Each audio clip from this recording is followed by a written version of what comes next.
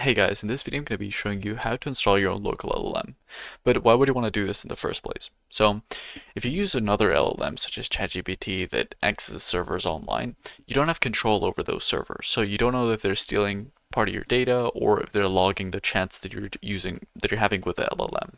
So having it locally completely removes that from happening since all the processes are staying within your computer or device, so nobody can see what you're doing.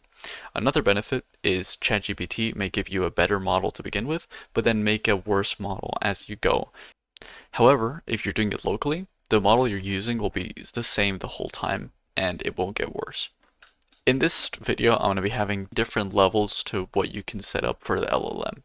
So first off, you're going to need a user interface or a dashboard where you're going to be able to access your LLM. A lot of people like to use Ollama for this, or also LM Studio. For me personally, in this video, I'm going to be using LM Studio. However, Ollama is also a great option. The main difference between the two is that Ollama is open source, whereas LM Studio isn't. However, LM Studio has a better, in my opinion, beginner UI, since it is a lot clearer and has a few more options, which Ollama doesn't have. That doesn't mean Ollama is worse. Ollama is usually better actually for most people. However, if you're a beginner, I suggest using LM Studio instead. So to install LM Studio, you're going to want to just click on the download for Windows and then just run it or install it like you would any other program. Once it's installed, you're going to be seeing something similar to this, which is going to start to look a little bit like ChatGPT. So first things first, you're going to want to load your model. So what you're going to want to do is go to the left and click on Model Search. So inside of here, you're going to see all these models. Me personally, if you're a beginner, I would suggest using Gemma 4. That is, in my opinion, the best one to start out with since it's very recent, very good, and it gives you just the basics to be able to get an idea. And then if you want to use more complex models, you can do that later. So you're going to want to write Gemma 4. And then here you can see a bunch of the Gemma 4 models. So you might also see that there's several versions of Gemma 4 models. As you can see here, there's 4 different versions. So I'll show you quickly which one you might want to pick. So you can see that next to the name, there's a 31 or a number and then the letter B. So that means 31, in this case 31 billion. And when it talks about 31 billion, it's meaning parameters. Parameters essentially indicate how good of an LLM it is, in very simple terms. Since it gives you an idea of how much information that LLM has. So essentially, this LLM is going to have more information than this other LLM, which has 26 billion. The number of parameters you can use as a good basic indicator of how the AI is going to be. So for example, if it has more parameters, it'll likely be a little bit harder to run, but it'd also be a little bit better, or at least more knowledgeable. It's not the best indicator, however, you can use it as a kind of general point. So the ones with lower parameters, for example, this one with 4 billion, it's going to be a little bit easier to run, or significantly easier depending on your hardware. So let's say, for instance, you have 64 gigabytes of RAM and 4090. In that case, you might want to run a harder LLM, since it'll be still fast and you'll get very good responses with a lot of knowledge. However, if you only have like 16 gigabytes of RAM or 8 gigabytes and you don't have a dedicated graphics card, or you have like a 2060 for example, I suggest using this one, which is the basic one, or this one as well.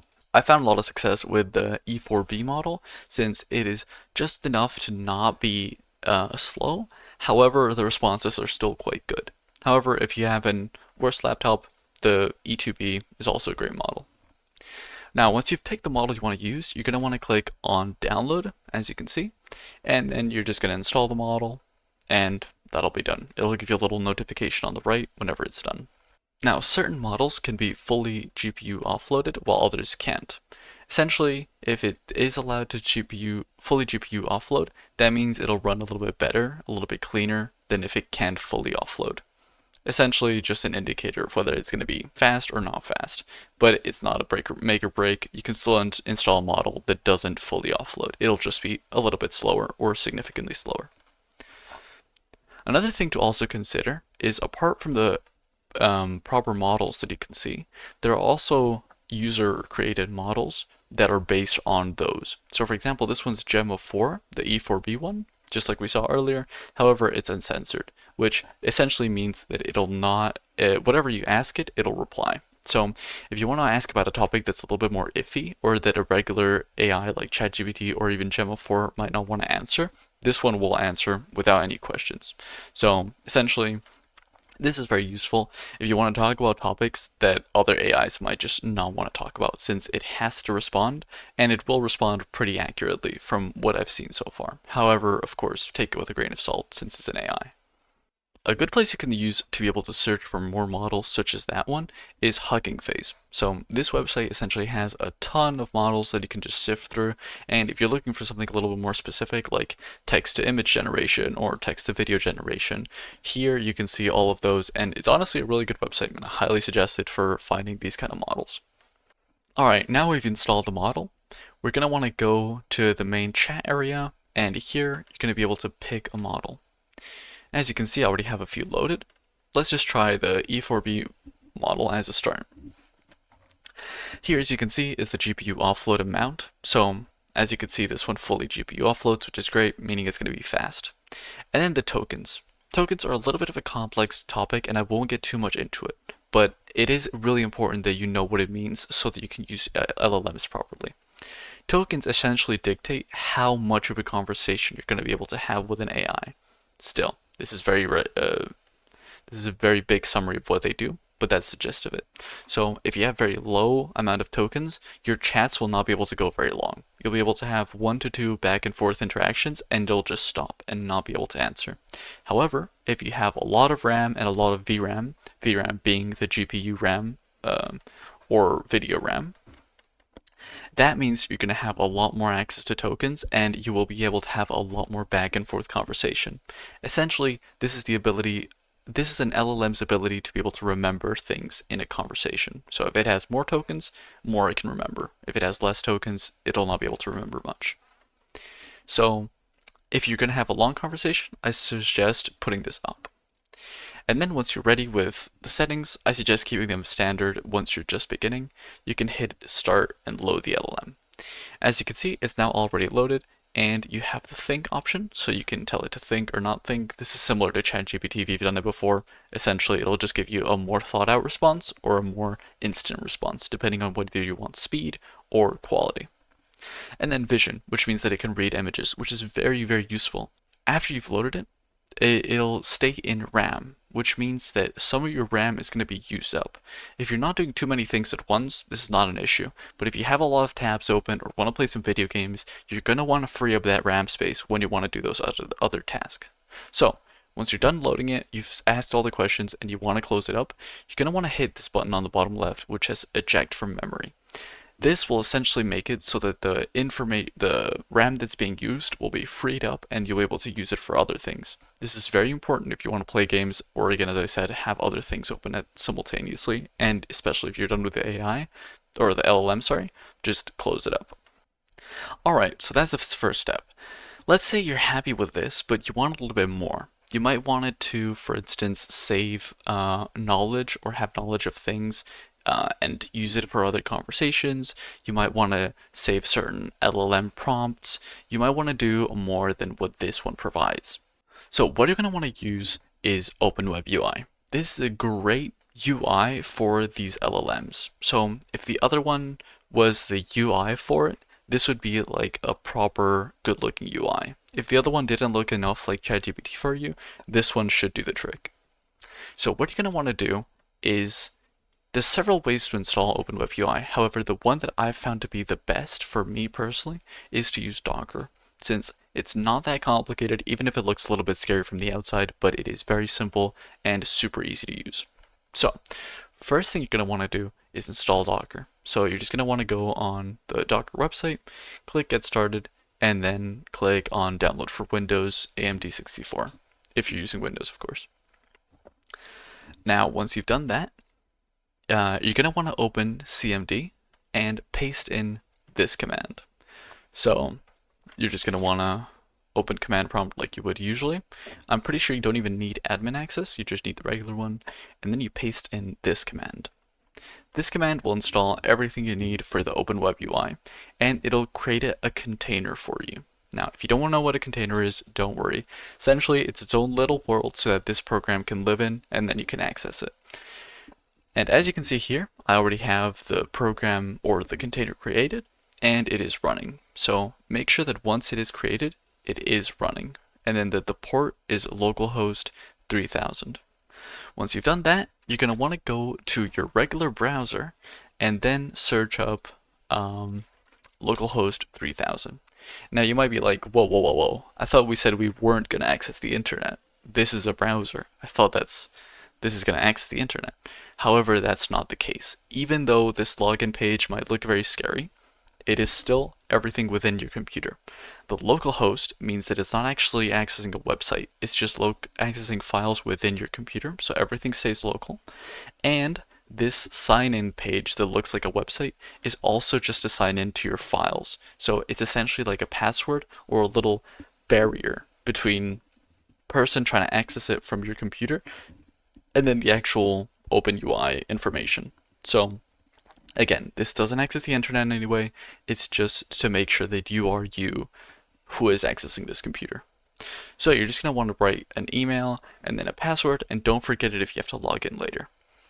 Now, once you've logged in, you might see something like this. However, you might not see the models here. So to be able to fix that, what you're going to want to do is first go to LM Studio, then go to the sidebar here and click on Developer. Make sure that the server status here is running, and it should be reachable at 127.0.0.1 2.1234. I don't think these parts are a big issue, but it must be 1234 at the very end. So just make sure it looks like this here. Then you can go back here to open-webui, and you're going to want to go to your top right and then click on Admin Panel. Here you're going to want to go to Settings and then click Connections. Here, it is very important that you do exactly as I have done here, because for some reason there's other guides on the internet which tell you to do certain things, but then for me personally they didn't end up working. So I suggest you use the same thing I did. So you're going to want to make sure that OpenAI API is selected, it is turned on, and then you add a connection. Here in the API base URL, you're going to want to put this with the host.docker.internal 2.1234/v1. That is very important. Without that, for some reason, it'll simply not access your LLMs. Now, once you're done, you want to hit save and go to new chat. Once you've done that, you should be able to see the LLMs that you have. So if you're just starting out, hopefully you've downloaded at least one model in LM Studio or Llama if you're using that. And then now that you have one model, here you should be able to see it. If you see it, that's great. You can just click on that model and then you can start using it, just like you would with ChatGPT, for example. So you can just type something.